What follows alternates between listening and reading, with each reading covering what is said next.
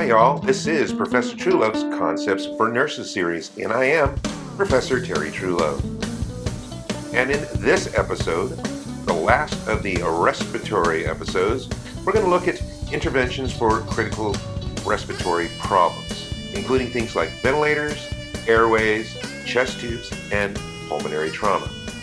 Sources for this episode include Iggy's Medical Surgical Nursing and Soul's Introduction to Critical Care Nursing. This is an image of endotracheal tubes. On the left, we have 3 different sizes of endotracheal tubes, while on the right, we see a demonstration of the sniffer's position. Notice in this position, that is the chin thrust, head back position, the airway is actually fairly straight. This assists the person intubating this patient with visualizing the vocal cords. An important part of endotracheal intubation is securing or stabilizing the tube. And in this illustration, we see a commercial device that can be used to make sure that the tube does not slide inward, where it could end up in the right mainstem bronchus, or outward, where it could completely dislodge itself from the trachea. In either case, this is going to affect gas exchange. It is extremely important, therefore, that we stabilize the breathing tube. You can use tape or a stabilizing device, but of critical importance is to note the marking at either the lips or teeth, depending on your institution, or in this case, where it ends up in the nary. Continue to document and evaluate that placement. Nursing care of the endotracheal tube is, again, to assess tube placement and use a cuff manometer to make sure that the pressure in the cuff isn't too dangerous for the tissues. Absent of that, you can use what's called minimal cuff leak, which is a technique in which you inject air into the cuff via syringe.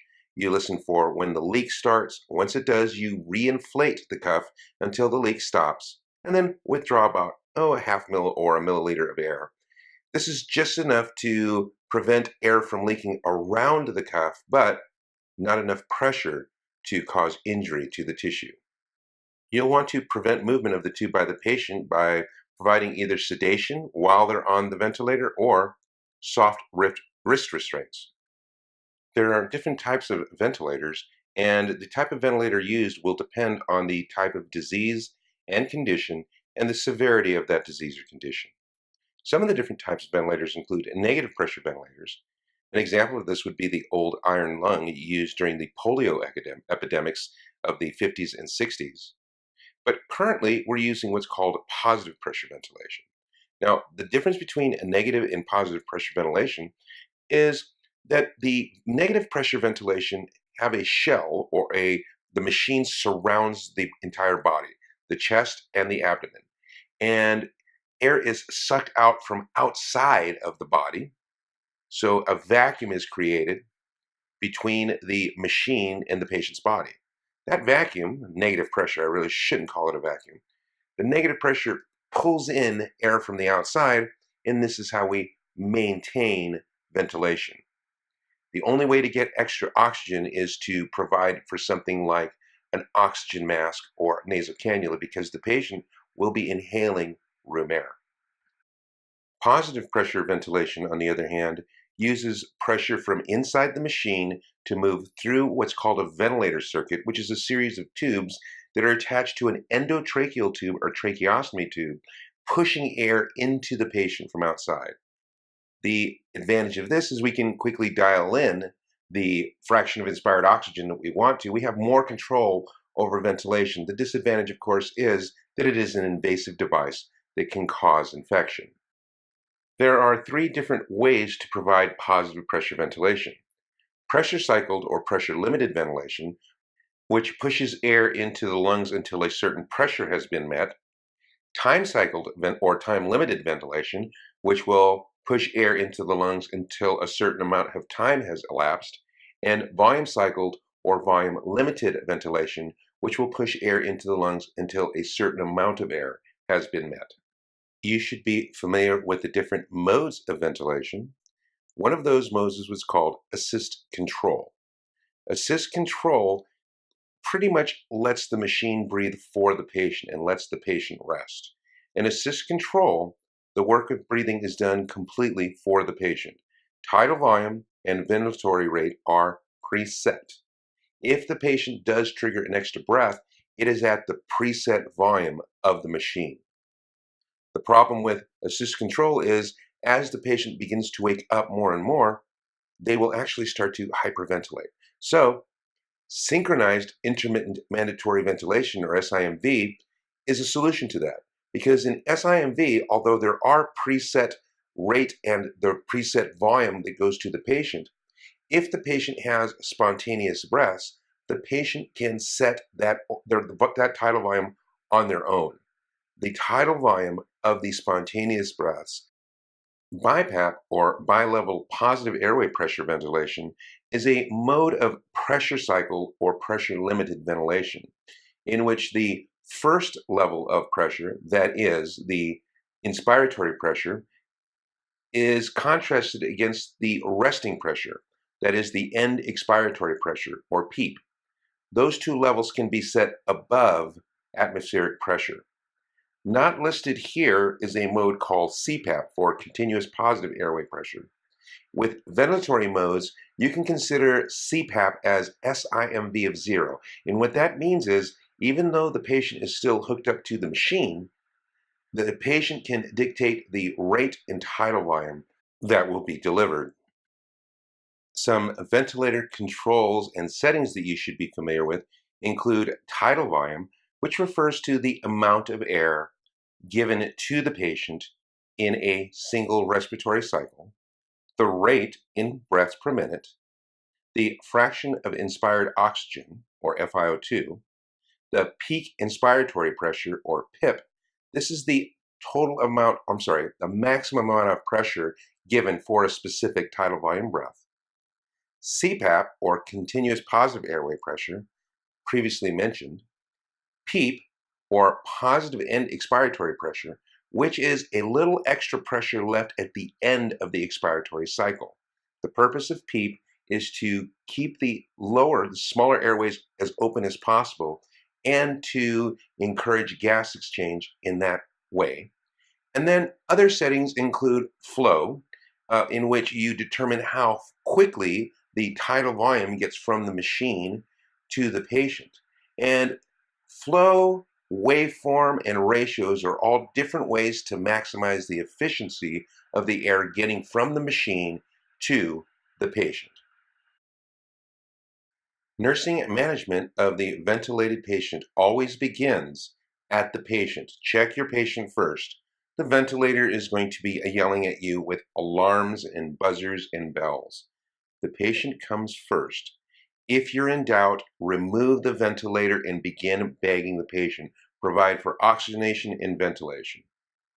Monitor the patient's response to the ventilator, including their level of sedation, if any, whether they're fighting or bucking the machine, and if they're tolerating it in the sense of secretions and their airway pressures. Manage the ventilator system, making sure it's clear of too much fluid or mucus or detritus or being kinked, and try to prevent complications. Because the positive pressure ventilation does exert positive pressure on the chest cavity, this will reduce the amount of blood coming back to the heart. So, some cardiac complications include hypotension, fluid retention, and an inadvertent triggering of Valsalva's response. GI complications can include overinflation from improper placement and stress ulcers. Nutritional needs may not be being met because the patient has an endotracheal tube or a tracheostomy tube that is interfering with their ability to take nutrition in a traditional way. Many of these patients will be given tube feeding if they've been on the ventilator for more than a couple of days, or at least TPN if they cannot tolerate tube feeding. Infections, particularly ventilator-associated pneumonia, is a significant complication requiring the ventilator bundles. The diaphragm and other respiratory muscles can become deconditioned, that is, weakened from lack of use. That may lead to ventilator dependence, in where the patient is unable to be removed from the ventilator because they are too weak to sufficiently breathe on their own. The goal of the critical care nurse should always be to extubate the patient. Extubation simply means removing the breathing tube, but you just don't reach in and pull the tube out. There is a mechanism behind this. One of them is to hyperoxygenate the patient, provide some extra oxygen reserves. Thoroughly suction not only the inside of the tube, but all around the oral cavity to prevent aspiration. Rapidly deflate the cuff on the endotracheal tube and remove the tube at peak inspiration, again helping to prevent aspiration of external contents. Instruct the patient to immediately cough. Monitor the patient very closely, monitoring their ventilatory pattern for respiratory distress, so look for signs of cyanosis, increased work of breathing, and dyspnea. Other complications seen with the use of positive pressure ventilation include barotrauma, which is an injury to the lung or the airways because of excessive pressure, and volutrauma, which is an injury to the airways or the lung tissue because of excessive volume. Certain alarm parameters, such as peak pressure or high exhaled volume, are specifically designed to prevent overpressurization or overvolumizing and therefore preventing barotrauma and volutrauma. Chest trauma is very dangerous, and about 25% of traumatic deaths result because of chest injuries. And it becomes here because these patients who have chest injuries will need intubation and ventilation and eventually a chest tube. Types of chest trauma include pulmonary contusion, rib fractures, flail chest, pneumothorax, tension pneumothorax, hemothorax, and tracheobronchial trauma. Pulmonary contusion, and you might visualize a giant bruise of the lung, is a potentially lethal injury and may be asymptomatic at first, but later the patient may develop respiratory failure because of inflammation. Signs and symptoms include bloody sputum, decreased breath sounds, crackles, and wheezes. Treatment is to put the patient on a breathing machine, ventilate them, oxygenate them, and let that contused lung rest. Rib fractures are breaks in the structure supporting the lungs, so therefore, you usually don't want to restrict their movement much.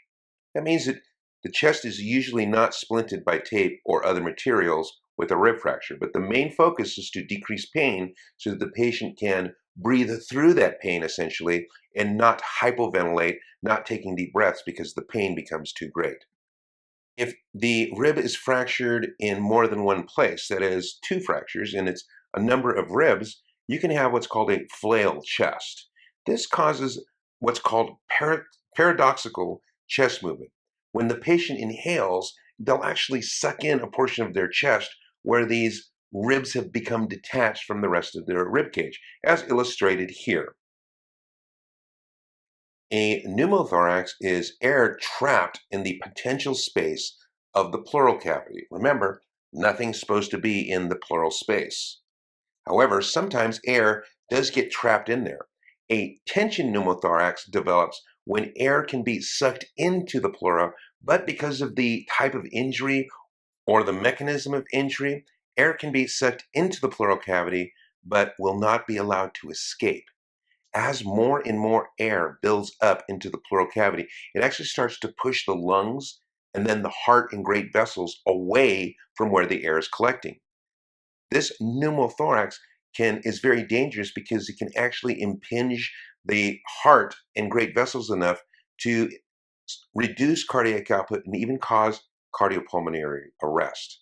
The treatment for a tension pneumothorax is a chest tube. Tension pneumothorax is a medical emergency. Assessing for a tension pneumothorax, you should find asymmetry of the thorax, tracheal movement away from midline and towards the unaffected side, symptoms consistent with respiratory distress, the absence of breath sounds on the affected side, even distended neck veins, cyanosis, and a hypertympanic sound if you percuss the side of the chest with the pneumothorax. Here we have an illustration and an image of a hemothorax, or blood in the pleural space. This can also be treated with a chest tube. However, while a chest tube for a pneumothorax would best be served in the apex or up towards the top of the lung, the chest tube for a hemothorax would be best served at the base of the lung. Well, the reason for this, of course, is gravity. Tracheobronchial trauma, or an injury to the airway, is usually caused by blunt trauma and rapid deceleration, which can lead to tracheal lacerations and upper airway obstruction. Treatment for a tracheobronchial trauma includes cricothyroidotomy or tracheotomy. The tracheobronchial trauma should not on their own cause collapse of the lung. However, air that is leaking out of fractured airways could potentially seep into the pleural space, requiring the need for a chest tube.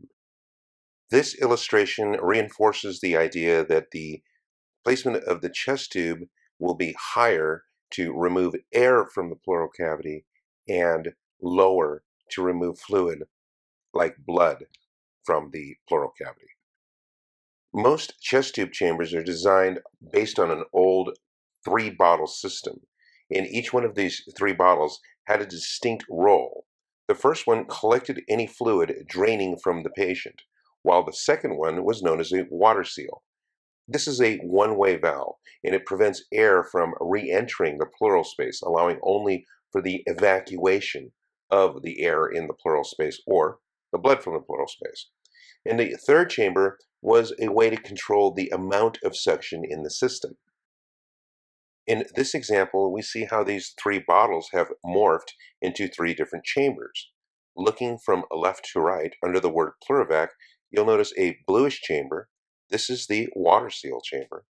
The red column coming up like the base of a J from that is the suction control, and there's also another suction control on the upper left.